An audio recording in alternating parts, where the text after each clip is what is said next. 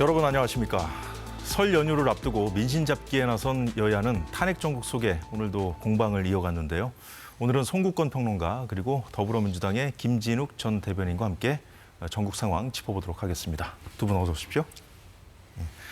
네, 헌법재판소의 시간이 본격화된 상황이죠. 4차 변론에도 윤 대통령이 나와서 직접 증인에게 질문도 하고 그랬습니다.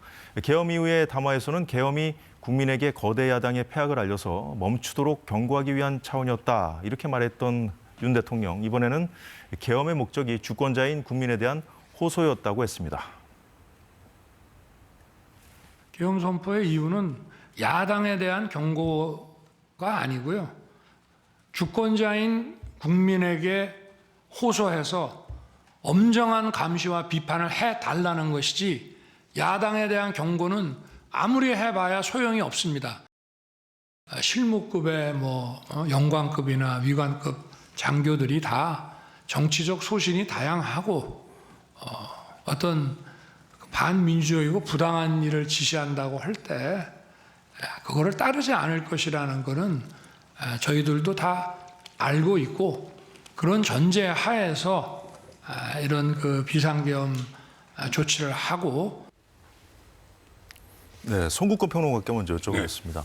그 대통령이 담화에서 밝혔던 그 입장하고 좀 이번에하고 좀 달라졌다고 보십니까? 저는 달라진 것이 아니고 더 구체적으로 설명을 했다고 봐요. 왜 그러냐면은 지금 처음에 민주당에게 경고를 하기 위한 것이었다고 하고 지금은 국민에게 알리기 위한 것이었다. 어떻게 보면 같은 말이에요.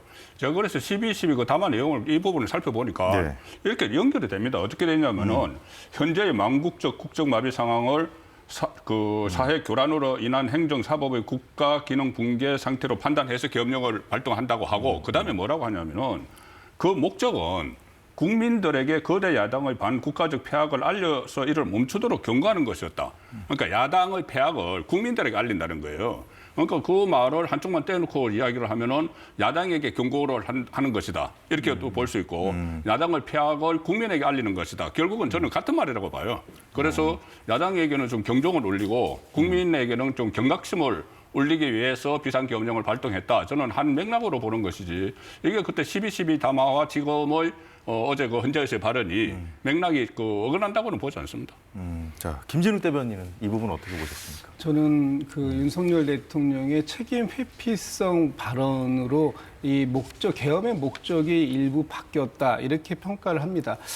당시의 평가는 이 경고성 조치가 불가피했다라는 것 아니었습니까? 그런데 어제 같은 경우에는 이건 국민들에게 주권자인 국민들에게 호소하는 차원이었다라고 얘기하는데 그 대국민 호소하는 방식은 여러 가지가 있을 수 있지 않습니까? 그런데 대통령은 가장 극단적인 비상계엄이라는 방식을 선택했다.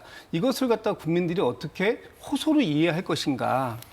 납득할 수 있는 상황인가 하는 부분에 있어서는 그렇지 못한 부분이고요. 지금 어쨌든 윤석열 대통령이 헌법재판소에서의 발언들은 결국은 이번 탄핵 심리에서 이 헌법이 이 비상계엄이 정당했다라는 내용들을 헌법재판관들에게 알리기 위한 부분이고 그런 차원에서 이것이 이 야당을 향한 경고라고 했을 경우에 그러면 결국은 비상입법 기구라는 것을 통해서 국회를 해산하려고 했던 거 아니냐 이런 식의 논리 전개가 이어지지 않도록 사전에 이것을 국회 쪽으로 그 방향을 잡았던 것을 이제 일반 국민을 향한 것이다라는 쪽으로 방향을 선회한 것이다 그렇게 보고 있습니다. 자, 그렇다면 이제 같이 영상에서 본 대목이죠.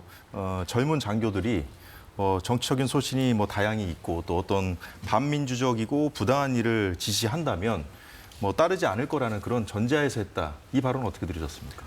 그러면 지금 이 상황 속에서 위헌적이고 위법적이었다라고 이제 평가가 되고 있고 특히 어제 출석했던 김영현 전 국방부 장관을 비롯해서 수방사령관, 특전사령관 등 이 군 부대의 또 주요 인사들, 또 경찰청장, 서울경찰청장 등 경찰의 수뇌부까지 모두가 다 지금 구속돼서 기소되어 있는 이 상황 속에서 이것이 위법적이었다라는 부분에 부분에 대한 어떤 평가는 나와 있는 상황 아닙니까? 그런데 대통령이 그 영관급 장교들이나 예. 이런 사람들이 부당한 지시를 할 때 그걸 따르지 않을 것이다라는 생각을 가졌다면 이 상황 속에서 이 본인이 내렸던 지시 이것이 부당한 지시, 위법적 지시였다라는 것을 뭐 자백하는 게 아닐까? 이렇게 반문해 볼 수도 있는 상황이거든요. 네. 근데 마치 뭔가를 행동을 그 교사하면서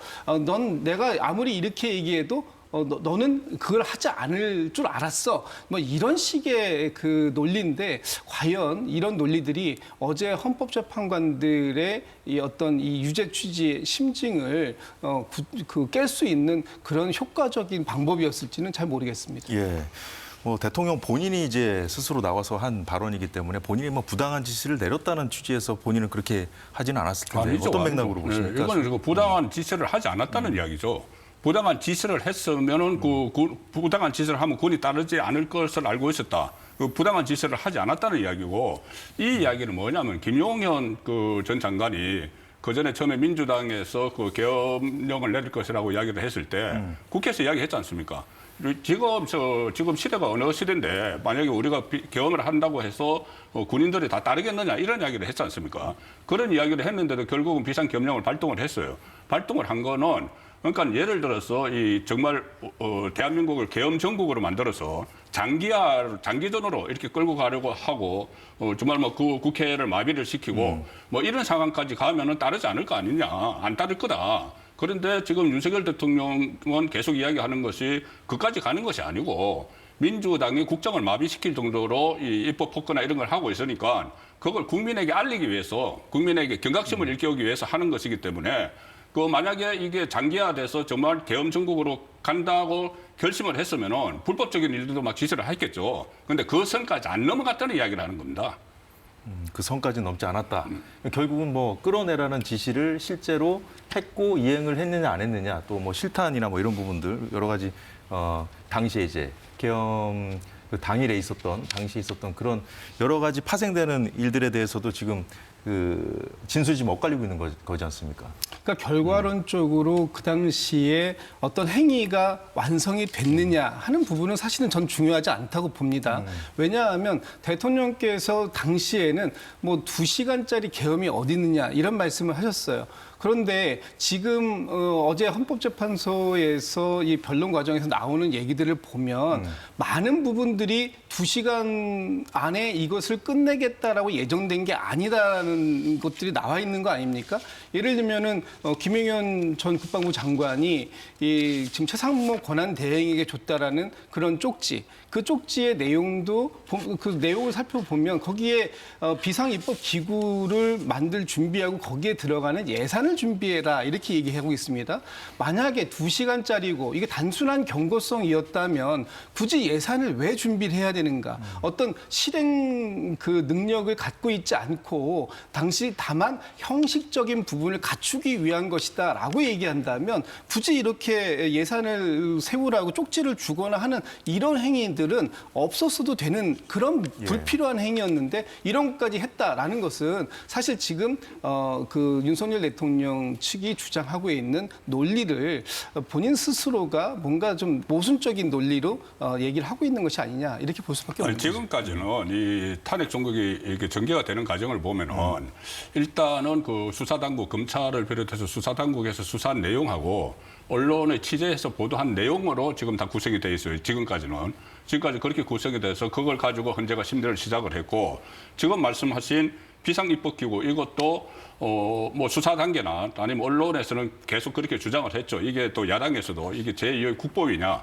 그러니까 국회를 아예 그 해산시키고 나서 새로운 입법기구를 만들겠다는 것이고 거기에 필요한 예산을 준비를 하라고 지시한 것 아니냐 이렇게 돼 왔는데 예. 어제 그러니까 윤석열 대통령이 직접 출석을 두 번째 하고 김용현 전 장관이 어제 출석하고 나서부터는 거기에 대한 반박이 나오기 시작을 했어요.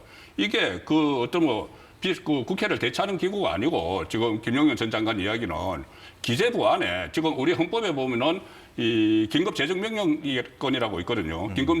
긴급재정명령을 내리면은 그러면 그거를 수행할 수 있는 기구가 있어야 되는데 그 기구를 기재부 안에 두라. 그 뜻으로 기재부 장관에게 쪽지로 건넨 것이라는 이야기를 하고 있어요. 물론 그것이 이제 헌법재판소에서 판단을 하겠죠. 이게 과연 별도의 입법기구를 만들어서 국회를 무력화시키라는 것인지 아니면은 긴급 재정명령을 하면은 그것을 수행할 기구가 필요하니까 이걸 기재부 장관에게 줬잖아요. 그럼 기재부 안에 그 기구를 설치를 하니까는 그걸 준비하라는 건지 그건 이제 현재의 판단의 영역 속으로 들어간 거죠.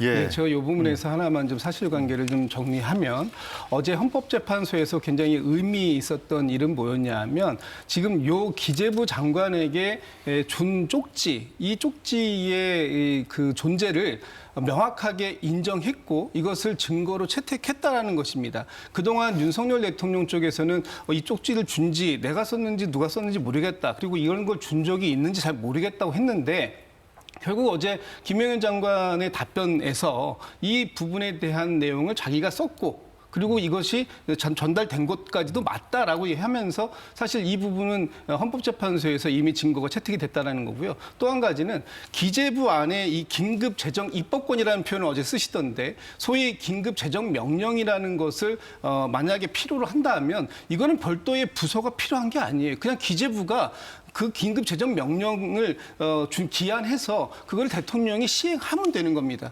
별도의 예산이 준비될 필요도 없었고 별도의 예산이 되어야 할 이유가 또 하나 없는 것이 이것이 단지 몇 시간짜리의 경고용이었다면 굳이 왜 별도의 예산이 기재부에는 많은 예산이 있는데 그런 예산을 제외하고 이런 예산까지 만들어서야 됐는가 하는 부분에 있어서는 모순적이다 이런 말씀을 드리는 근데 겁니다. 제가 보는 전체적인 맥락을 어제 제가 파악을 한 것은 일단 그 윤석열 대통령은 이게 단기간에 하루 정도에 이제 끝내려는 그러니까 이제 경고용이니까 경고용 국민에게 알리기 위한 거니까 하루 정도에 끝내려는 생각으로 이것을 시작을 했고 근데 그걸 실제로 수행하는 국방부 장관 입장에서는 이걸 좀 더 디테일한 부분까지 다 이렇게 좀 준비를 한 게 아닌가 그런 느낌은 어제 받았어요. 이 정도만 할까요, 오늘은? 네. 그러시죠.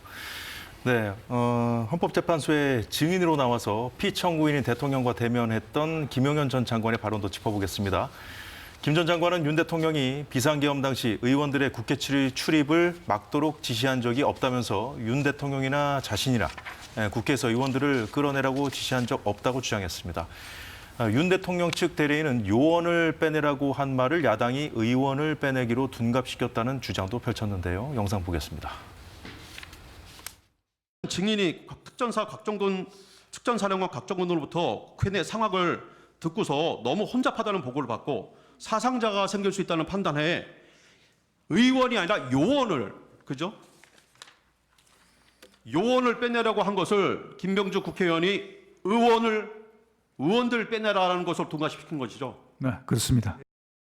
본회의 의사당 안에는 들어가 있던 요원들이 있었습니까? 없었습니다. 없었죠.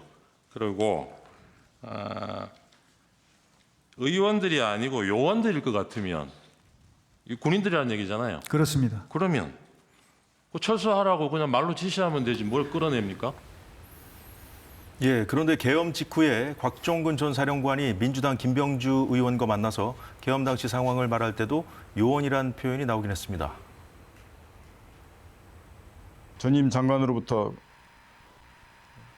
국회의사당 안에 있는 의원들을 밖으로 이렇게 좀 빼내라.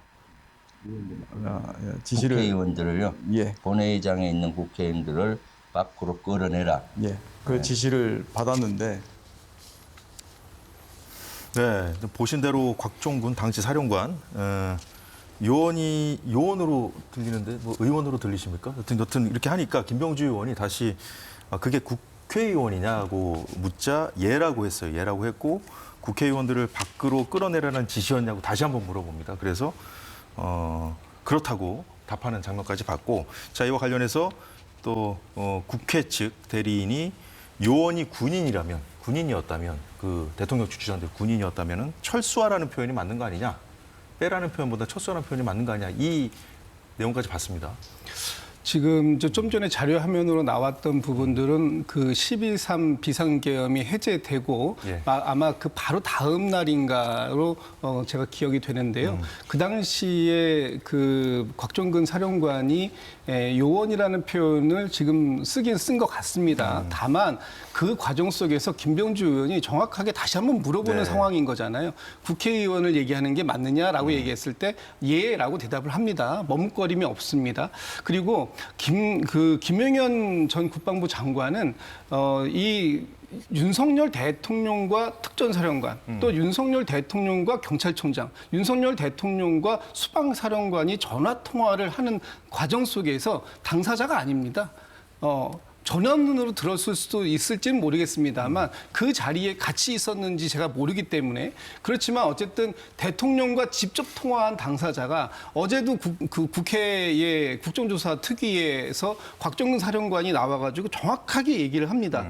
분명한 사실을 말씀드립니다. 저는 대통령으로부터 국회의원을 끌어내라라는 얘기를 분명히 지시를 받았다라고 명확하게 국회에서 증언을 하거든요. 그리고 이미 저 사안들이 검찰 조사 단계에서 다 그 진술이 되어서 공소장에 다 들어있는 내용들이에요. 그럼에도 불구하고 이것이 의원이 아니라 마치 요원이다. 마치 지난번 윤석열 대통령이 바이든이라고 얘기한 게 아니라 날리면이라고 얘기했다라고 얘기하는 것처럼 또다시 전 국민의 듣기 평가를 하고자 하는 속셈일지는 모르겠습니다만 지금 모든 상황들이 국회 본청의 유리를 깨고 들어간 군인들이 본인들을 스스로를 끌어낸다? 이거는 좀 납득하기 어려운 비상식적인 주장이다 이렇게 봅니다. 네, 방금 말씀하셨습니다. 화면에서 또 보시다시피 이런 상황을 두고 민주당에서 비판이 쏟아져 나왔습니다. 국민과 헌재를 대놓고 조롱하는 것이다라는 말부터 국회요원이다 이렇게 또 비판적으로 하는 말도 나왔고 김준욱 대변인 말씀대로 바이든 날리면 이탄 같다 이런 지적도 있었군요. 전혀 송국권 아닙니다. 평론가. 제가 이거 앞뒤 맥락을 다 봤는데 지금 이렇게 저 웃음거리, 조롱거리를 이렇게 패러디를 하는 거는 김용은 전 장관이 어제 말을 잘못했어요. 뭐냐면은 요원들을 끌어내라고 한 것이다 이렇게 했는데 실제 조금 전에 저희들이 그 김병주 의원을 유튜브에서 봤지 않습니까? 예. 요원들을 끌어내라고 하는 거 요원들을 빼내랍니다. 요원들을 빼내라는 지시를 받았다. 김용현 전 장관으로부터. 그리고 요원들을 빼내라는 것을 어제 김용현 전 장관이 헌재에서 이야기하다 보니까는 지금 국회의원들을 끌어내라 이거 갖고 섞여가지고 예. 요원들을 끌어내라 이렇게 표현을 한 것이지. 요원들을 빼내라라고 이제 곽종근 전 사령관이 그렇습니다. 얘기했는데 분명히 빼내라고 끌어내라랑 했어요. 섞였다는 말씀이신가요? 예. 처음에 인원, 요원들을 끌어내라는 지시를 받았다 이렇게 했어요. 그런데 그때 저게 뭐냐면은 그 12월 6일입니다. 12월 6일이면은 예. 계엄이 해제되고 나서 그때 그 특수전 사령부 사령관실에 이 야당 의원 2명이 가요. 김병주 의원하고 박찬원 의원하고 예, 그렇죠. 2명이 가서 그래서 유튜브에 출연을 시킵니다. 유튜브에 출연을 시키는데 굉장히 위압적인 분위기예요. 위압적인 분위기여서 나중에는 그 특전 사령관이 계속 이런저런 이야기를 하다가 눈물까지 흘린 그 영상이었거든요. 그런데 거기서 본인은 자기가 그 지휘하는 쪽이 그 특수전 사령부고 그 부대의 707 부대니까 본인이 지휘하는 요원입니다. 요원을 빼내라는 지시를 받았다. 빼내라는 거 군대에서 가끔 그 뭐 어떤 병력을 뭐 철수시키고 같은 의미로 쓰이는 거예요. 빼내. 그래서 인원 요원을 빼내. 분명히 그렇게 이야기를 했지 않습니까? 그런데 그걸 그 2명의 야당 의원이 국회의원 말이지 뭐 이런 식으로 유도를 해요. 그럼 마지못해 답변을 했다는 그러니까 이제 그런 이해했는데 왜 조금 전에 이제 말씀하신 것처럼 적각론 이야기는 맞아요. 적각적으로 이해했는데 그런데 그 분위기, 당시 분위기를 생각을 하면은 지금 계엄을 선포를 했다가 해제를 했다가 특수전 사령부 사령관실에 그 야당 의원 2명이 와서 그 카메라 들이대고 좀 유튜브를 찍고 있는 상황이에요. 그렇다면은 그때 본인이 요원이라고 했다가 국회의원 2명에서 그게 국회의원 아니냐 하니까는 그냥 예 했다 이렇게도 추론을 할 수가 있는 거죠. 만약에 송국권 평론가 말대로 하면 상황이 완전히 다른 건데. 네. 예. 그렇게 말씀하시면 좀 저는 안 될 것 같습니다. 왜냐하면 당시 국방부 장관인 김영현 장관과 특전사령관의 대화에서는 그런 부분이 있었을 지금처럼 말씀 주신 것처럼 한다 하더라도 가장 결정적인 부분은 예. 대통령과 저기 특전사령관 또 대통령과 경찰청장 또는 대통령과 수방사령관이 직접 통화하는 과정 속에서 문을 부수고라도 들어가서 끌어내라. 아직 190명이 안 된 것 같으니까 4명이 한 명씩이라도 드러내라, 끌어내라. 이렇게 말씀하셨다라는 부분들이 계속해서 지금 여러 사람의 증언으로 다 나오는 거 아닙니까? 그럼에도 불구하고 마치 한 장면에서 한 단어가 요원이라는 단어가 나왔다고 해서 그것이 전체 윤석열 대통령의 지시사항인 것처럼 말씀하시면 이거는 완전히 하늘의 해를 손으로 가리는 격이다. 이런 표현을 말씀을 드리고 싶습니다. 김용현 전 장관의 어제 발언대로라면 지금 화면에서 나오고 있는 이 검찰에서 진술한 이진우 당시 수도방위사령관의 말과 그리고 앞서 뭐 조지호 전 경찰청장 발언도 여러분 화면에서 보셨습니다. 이게 다 거짓말이라는 얘기거든. 김용현 전 장관 진술에 따르면. 아니, 이제 그러니까 거짓말인지 이거를 진짜인지는 하나하나 검증을 해보자는 이야기죠. 검증을 어떻게 해야 됩니까? 그러니까 지금 여러 사람이 이제 이런 이야기를 했다고 이야기를 말씀하셨잖아요. 뭐 총을 쐈어라도 뭐 꺼리보내라는 말을 여러 사람이 했다고 하는데 제일 처음에 이야기했던 사람이 바로 이 각종건 그 특수전 사령관이에요. 제일 처음에 이야기했던 사람이에요. 그걸 제일 처음에 이야기했던 사람이 제일 처음에 한 말은 요원이란 말입니다. 요원이죠. 그리고 그 다음부터는 또 국회의원이라고 바뀌었는데 그러면은 여러 명을 다 이제 하나하나 다 검증을 해봐야죠. 여러 명이 이야기했다고 해서 그게 바로 진실이라고 하고 진실이 아닐 수도 있다는 것이 지금 드러나고 아닐 수도 있다는 가능성은 지금 드러나고 있잖아요. 이게 확인이 됐잖아요. 요원. 이게 그냥 문제가 아니고 이거는 바로 이거 내란 혐의와도 다 연결되는 문제라서 검증을 다 해야 돼요. 왜냐하면은 실제로 국회의원들이 모였는데 그 다 끄집어내라고 했으면은 그것은 그 완전 입법권을 침해한 거죠. 그러니까는 그 계엄령을 해제 의결을 하려는 것을 못하게 방해한 거죠. 그런데 그게 아니고 지금 그 김영현 전 장관이나 그 이야기하는 것처럼 네. 충돌을 막기 위해서 투입됐던 요원들을 빼내라고 했으면은 이거 완전히 다른 이야기가 되기 때문에 하나씩 검증을 해볼 필요는 있다는 거죠. 자, 그렇다면 검증을 어떤 식으로 해야 될 것인가? 이런 부분들, 그러니까 공수처도 그렇습니다만은 경찰 국수본에서 조사한 내용들을 토대로 해가지고 지금 다 이런 것들이 지금 전개가 되고 있는 상황인 거잖아요. 그런데 경찰청 국수본 그 책임자하고 공수처장도 지금 역으로 보수단체나 아니면 국민의힘 당협위원장으로부터 좀 검찰에 고발이 들어간 상황이란 말이에요. 이런 부분도 검찰이 그러면 이 각도에서도 볼 수 있다고 보십니까? 저는 뭐 그런 각도에서 보고자 하는 이 대통령 측의 뭐 방어 전략이다라고 네. 보여집니다. 대통령 쪽에서는 어떻게 해서든지 지금 이 진실 공방으로 가지고 가면 지금 저 두 사람들 대통령과 통화한 사람들이 다 비화폰이라는 소위 녹음도 안 되고 뭐 녹취도 안 되는 그런 그 전화기를 가지고 통화했기 때문에 이거는 녹취가 없다. 그렇기 때문에 한쪽이 끝까지 아니다라고 부인을 하고 주장을 하면 그 사령관들이 갖고 있었던 폰에는 그러면 전화기에는 그 전화 기록 같은 게 있지 그건 않을까요? 남아 있죠. 그래서 당시에 통화했던 비화폰의 통신 기록들을 계속해서 압수수색을 하려고 노력했던 겁니다. 그런데 이 비화폰의 서버가 어디에 있냐 하면 이 대통령 경호처가 관리를 하고 있는 거예요. 그래서 이 그 공수처가 대통령 경호처를 경호처에 가서 그 서버에 대한 통신 기록을 압수수색하겠다고 두 번이나 그 압수수색을 간 거 아닙니까? 그걸 경호처가 이 형사소송법 110조, 111조를 들어서 절대로 출입을 불허하는 그런 과정들 속에서 이 비화폰의 통신 기록을 확보해내지 못했는데 유일하게 지금 한 가지 확보된 자료가 있다는 것은 홍장원 국정원 1차장이 본인의 비화폰에 있는 이 대통령과의 송수신 통화 기록이 나와 통화 있다는 기록을 거죠? 캡처한 사진이요? 사진이죠. 본인이 전화기를 그러니까 이진우 그 전화기는 사령관하고 가지고 있죠. 예. 가지고 있었고 그것이 당시에 이 비상계엄이 끝나고 바로 있었던 정보위 위원장실에 이제 그 전화기를 가져가서 거기에서 그 전화기를 보여주고 그걸 기자들이 찍은 그래서 대통령과 10시 50 몇 분부터 한 3-4차례 통화한 내용은 지금 확인이 되고 있는데 정확하게 이 서버에 있는 기록들 지금 비화폰을 통해서 대통령이 누구누구와 통화했는지 당시에 또 이 그 국방부 장관을 제외하더라도 특전사령관, 수방사령관, 경찰청장 이 사람들에게 몇 번이나 전화 통화를 했고 몇 시에 어떤 방식으로 통화했는지에 대한 구체적인 증거를 확인하기 위해서는 압수수색이 필수적인데 지금 그거를 막아서고 있는 게 그게 경호처다. 그렇다면은 압수수색까지 이렇게 시도를 했다는 것은 이 조지호 전 경찰청장이라든가 2명의 이 사령관들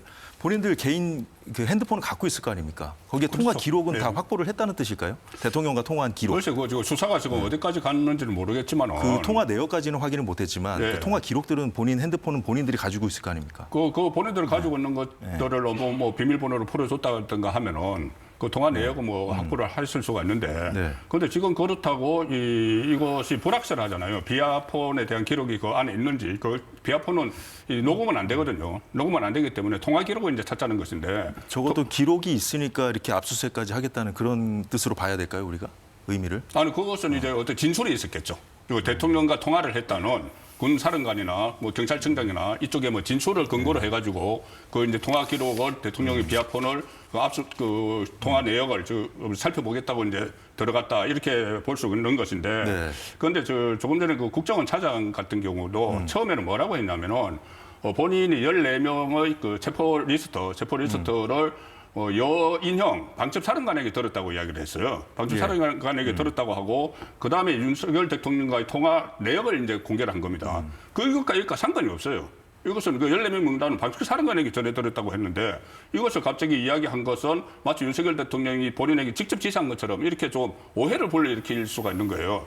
그때 이 직위가 해제가 됐습니다. 홍장원 국정원 차장이.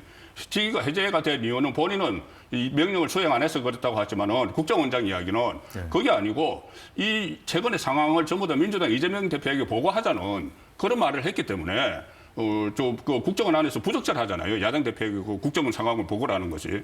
그래서 직위를 해제를 했다. 그 상황이 있기 때문에 그 문제로 통화를 했을 가능성도 있는 거예요. 그래서 이거는 지금은 어쨌든 지금까지 전개되는 건 한쪽 이야기가 계속 나왔지만은 현재 심리가 시작이 됐고 예. 또 그 설 연휴 끝나면은 그 군 지휘관들이 다시 출석을 합니다. 그럼 그때까지 다 지켜봐야 될 일이고 이것을 미리 예단을 좀 거둬야 될 상황 같아요. 그래서 사실관계를 좀 그 말씀을 드려야 될 것 같습니다. 일단 홍장원 국정원 1차장이 대통령하고 직접 통화를 했죠.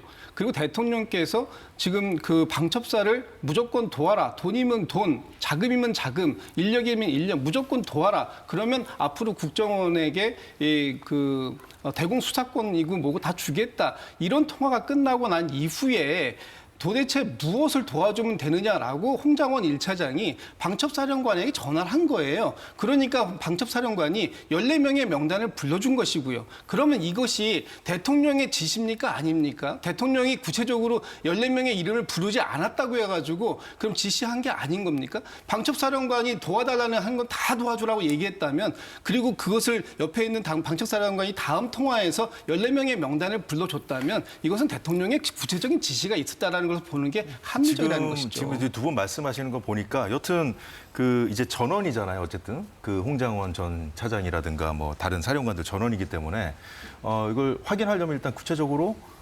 물증이 있어야 되는데 일단은 대통령과 통화를 했다고 그 진술하는 사람들이 본인 핸드폰이 있을 거고 통화 기록에 남아 있을 거고 언제 전화를 했는지 그 시간은 다 남아 있을 거 아닙니까? 비아폰이 뭐 녹음은 안 된다고 하더라도 그 부분을 통해서 어쨌든 수사가 지금 진행되고 있을 것이고 수사가 진행되는 과정을 좀 지켜봐야 될 것 같다는 말씀 이 정도로 좀 정리하고 넘어가도록 하겠습니다.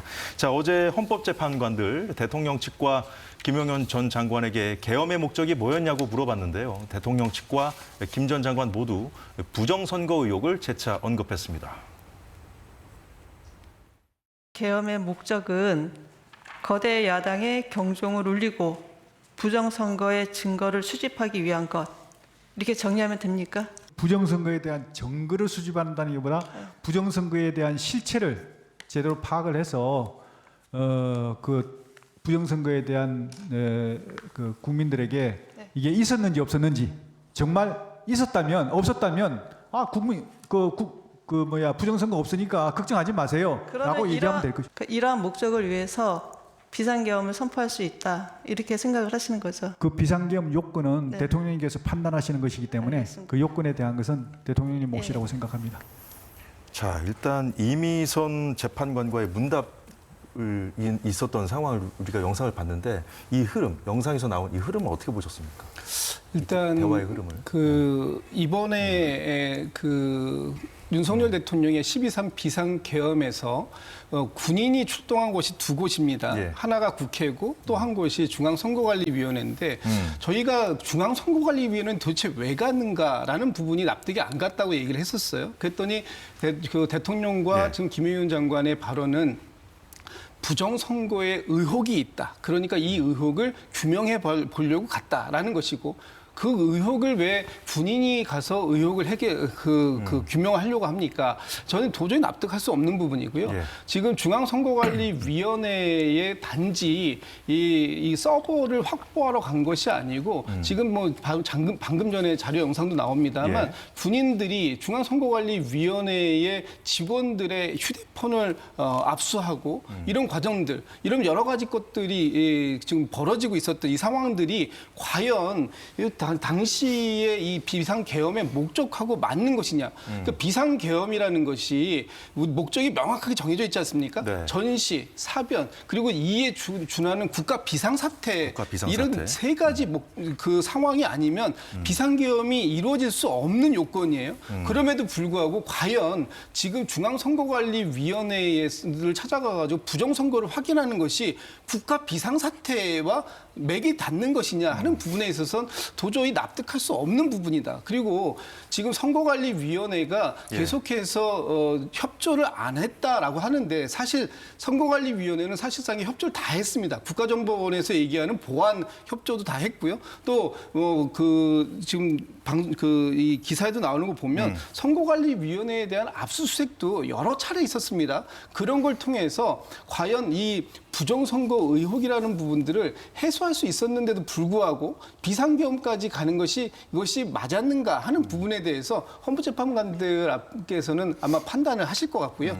지금 윤석열 대통령이나 김영현 전 장관 같은 경우에는 지금 이 중앙선거관리위원회 부분에 대해서 또 한 발을 빼시는 것 같아요. 부정선거를 확인하기 위해서가 아니라 그런 자료들을 확인하러 갔다. 약간 좀 빼시는데 그것조차도 이 비상계엄의 발동 요건은 전혀 안 된다. 이런 말씀은 꼭 드리고 싶습니다. 그러니까 부정선거를 규명하기 위해서 비상계엄을 발동한 것이 아니고 지금 말씀하신 것처럼 전시, 사변 또는 그에 준하는 국가 비상사태잖아요. 그러면 이게 전시나 사변에 준하는 국가 비상사태인 것을 누가 파악을 합니까? 누가 판단을 합니까? 그것은 발동권자가 판단하는 것이죠. 윤석열 대통령이 판단하는 것이죠. 그래서 전체적으로 국가 비상사태라고 이야기한 건 계속 몇 차례 담화를 통해서도 이야기했지만은 어떤 의회, 다수당의 폭거 같은 것 때문에 국정이 제대로 돌아가지 않고 탄핵을 무차별적으로 탄핵을 하고 이런 부분들, 예산 문제 이런 부분들이고 그 중에 하나가 그 부정선거 의혹이에요. 그래서 부정선거 의혹을 캐내기 위해서 이 비상계엄을 선포한 게 아니고 국가 비상사태라고 판단을 한 그 안에 부정선거 의혹도 들어가 있는 겁니다. 여러 개 중에서. 그렇기 때문에 이 선관위에도 이 군인들을 보냈다 이렇게 볼 수가 있는 것이고 윤석열 대통령 이야기도 지금 그거죠. 이게 부정선거가 있었다고 내가 확신을 해서 그것을 증거를 밝혀내려고 하는 것이 아니고 그건 음모론인데 음모론을 하자는 것이 아니고 이 정도 여러 사람들이 그 의문을 제기를 하면은 확인을 한번 할 필요는 있지 않느냐. 확인을 하려고 하는데 이것이 본인에게 그 선관위가 국가기관이라고 해서 잘 협조가 되지 않는다. 그러니까 이 국가 비상사태에 준한다고 판단을 해서 비상계엄을 하는 차에 이것도 확인을 해보겠다는 이야기거든요.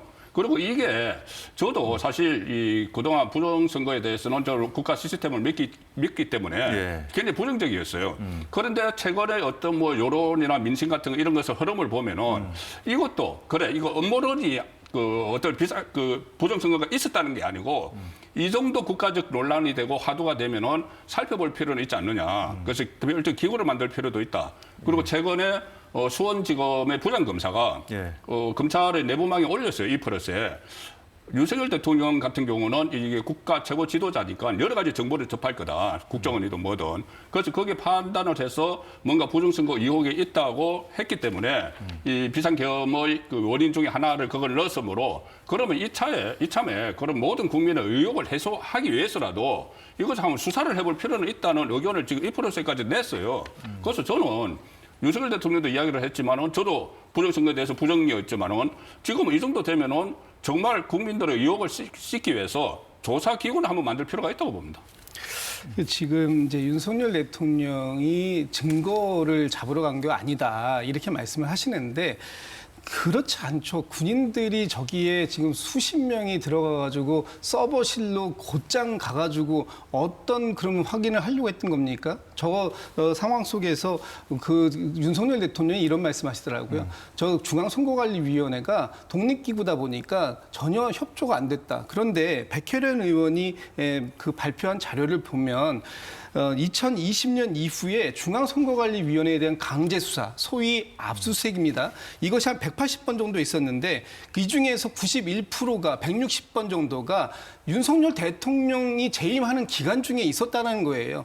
확인하려고 했으면 얼마든지 확인할 수 있었다는 것이고 좀 전에 수원지검에 있는 모 검사가 이 프로스에 올린 얘기를 하시는데 오늘 보니까 어떤 그 검사께서 120쪽짜리 부정선거가 불가능한 이유에 대해서 자세하게 이 프로스에다가 또 글을 올리셨더군요.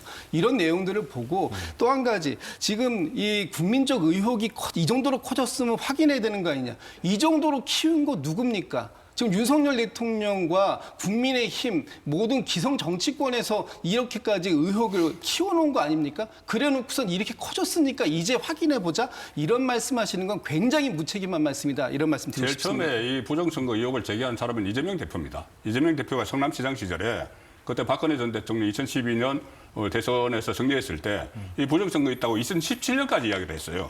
이거 3.15 부정선거보다 더 심한 부정선거라고 이야기를 했고 김어준 씨는 부정선거 있었다고 다큐멘터리까지 찍었어요. 거기서부터 지금 정치권에서 논란이 되어온 것이고 이게 2020년 총선을 거치면서 확산이 됐으니까 아니 그 조사를 하는 게 뭐가 그렇게 어렵다고 다들 그거를 망설이는지 모르겠어요. 상황이 여기까지 됐으면 저 조사해야 된다고 봅니다.